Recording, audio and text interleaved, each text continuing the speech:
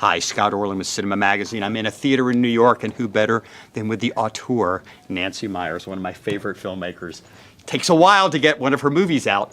Yeah. I think what's really interesting, looking I'm sorry. No, at your career, that you started in your late 20s with Private Benjamin, and as you've gotten older, your character's experiences have gotten older, and now we're dealing with somebody in their 70s, not that Yeah. you're there, because you got No. many years before you get to 70. How reflective is it your observations of life that you as a filmmaker then incorporate in your movies? Well, you can't help but really write about what you know.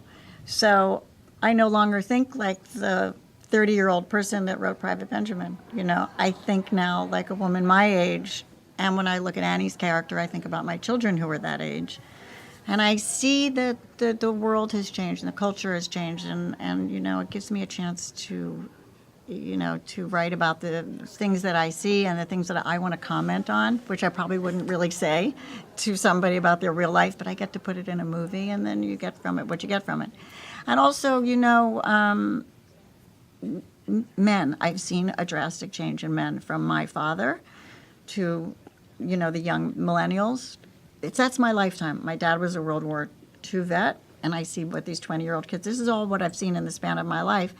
The difference in men is so enormous, and I really wanted to write about that too. Do you think that someone like a Robert De Niro really is able to inhabit that? I mean, there's something about his life experience. Do I think he can? That audiences can immediately empathize? Yes, because you know what he.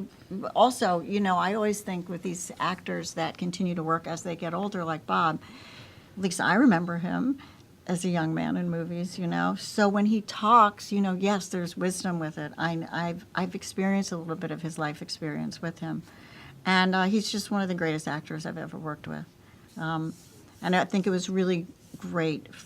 I think he and I really enjoyed Ben's character being so different than what he normally plays.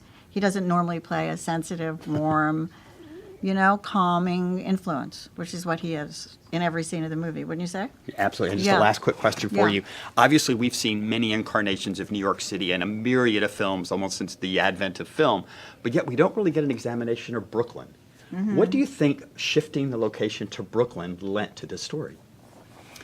Authenticity, because you know, I think it's where a lot of people that age live, and so they choose to live. People used to live there because they couldn't afford to live in the city. Now they want to live there, and you know, They still can't afford it. and they can't afford it. But it's a very young environment, and it's really interesting because there's the Bob De Niro age people that still live on the same street with the Anne Hathaway. They don't live on the same street, but you know, it's like you wait for those people to give up their houses so you can get one. So I could play all that too in the movie. You know, that he's older Brooklyn and she's new Brooklyn.